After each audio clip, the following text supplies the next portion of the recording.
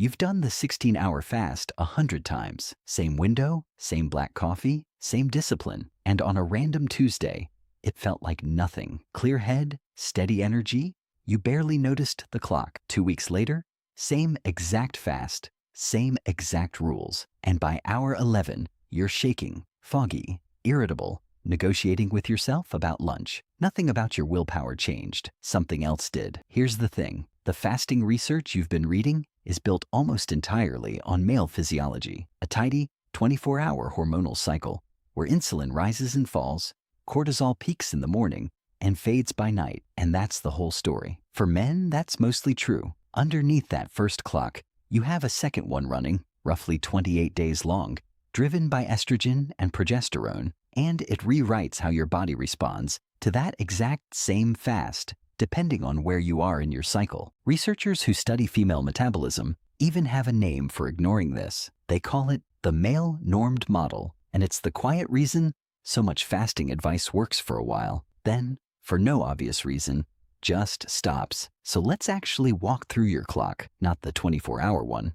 yours. Roughly from day 1 to day 5, when your period starts, estrogen and progesterone both drop to their lowest point of the entire month. This is your reset window. And here's what's interesting. This is the one phase where your hormonal weather looks closest to that textbook male fasting timeline, because the two hormones that usually complicate everything have both gone quiet. A lot of women say, fasting feels almost easy here, closest to what the fitness influencer promised. But, and this matters, you're also losing iron. Your inflammatory markers are naturally a bit higher, and your energy reserves are genuinely lower. So easy doesn't mean unlimited. Your only job in this phase is to use the calm hormonal backdrop without mistaking it for invincibility. This is a phase for gentleness that happens to also be efficient, not a phase for proving something. Then, usually around day 6, something shifts. Estrogen starts climbing, and it keeps climbing until it peaks. This is the follicular phase, and if your body ever hands you borrowed confidence, this is it. Rising estrogen improves insulin sensitivity. Your cells get better at hearing the signal, which means your blood sugar stays steady longer without food. Picture it this way. In the menstrual phase, your cells are like doors with a stiff spring, hard to open even when there's something to bring in. In the follicular phase, those doors suddenly swing wide open. Energy moves in and out easily, without resistance. This is the phase where longer fasts, even a full one meal a day, tend to be the easiest to tolerate, sometimes even energizing. Endocrinologists studying the link between the menstrual cycle and glucose handling consider estrogen's effect on insulin receptors one of the more consistent findings in this field, though broader research on women and fasting is still catching up to research on men. And here's the honest caveat. Tolerating a long fast well doesn't mean it's doing more for you metabolically than a shorter one would in another phase. It just means your body is temporarily more forgiving of the attempt. Your only job here is to lengthen the fast if you want to, because your hormones have quietly cleared the runway for it. Around day 14, give or take, you hit ovulation, the shortest chapter in this story, but a loud one. Estrogen peaks. There's a surge in luteinizing hormone, and for a brief window, a lot of women notice something almost paradoxical: elevated energy alongside a natural drop in appetite. This isn't random. From an evolutionary standpoint, appetite suppression around ovulation has been linked to reproductive signaling. At your most fertile moment, your body is less interested in seeking out food and more interested in everything else that moment is for. Practically, this means some women can push fasting duration slightly further here without paying for it later, riding that same insulin sensitivity wave from the follicular phase at its peak. But this window closes fast, sometimes within 24 to 48 hours. So the insight isn't push harder, it's notice it while it's here, because it won't last. And then something shifts again. And this is the phase almost nobody warns you about in advance. Early luteal. Progesterone starts rising after ovulation, and it does something specific. It has a thermogenic effect,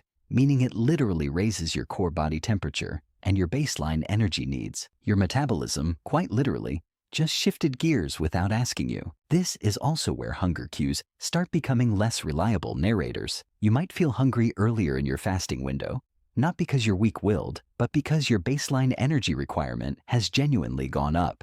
and your brain is responding to real physiological demand, not boredom or habit. This is the beginning of the slow departure from that male fasting clock, the one that assumes your caloric needs stay flat all month. They don't. Your only job in early luteal is to start listening more closely and pushing less. Treat hunger here as information, not an obstacle to push through. If this is starting to explain fasts that used to work and suddenly didn't, stay, because the phase most women get wrong, the one almost every piece of fasting content skips entirely, is coming up next. Late luteal, roughly the last week before your period, days 22 through 28, is where the two clocks diverge the most. Progesterone and estrogen both drop. Cortisol reactivity increases, meaning your stress response gets more sensitive to the same triggers, and fasting itself is a mild physiological stressor. Insulin sensitivity, which was working in your favor during the follicular phase, now moves the other direction. Cells respond less efficiently, and blood sugar swings get sharper and faster. If in the follicular phase, your cells were doors thrown wide open, here they're doors that have jammed. Energy tries to move in or out, and everything happens in jerks with friction. This is the phase where a long fast can genuinely backfire, not because you did something wrong,